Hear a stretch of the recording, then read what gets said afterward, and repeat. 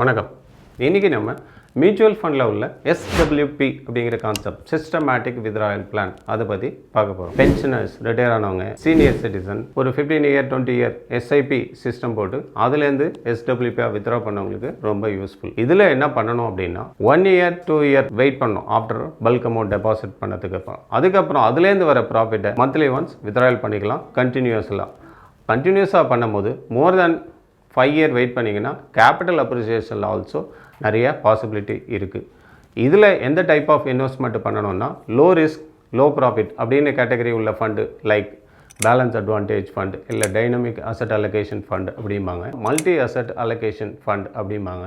Return பார்த்தீங்கன்னாலும் கொஞ்சம் long term 3 years and அபவில் பேங்க் எப்படியில் ஒரு 7% 8% கொடுத்துன்னா இதில் ஒரு 10%க்கு மேலே கிடைக்கக்கூடிய சான்சஸ் நிறைய இருக்குது. ஸோ இதில் மேலும் ஏதாலும் டவுட் இருந்ததுன்னா எங்களை கான்டாக்ட் பண்ணுங்கள். நன்றி.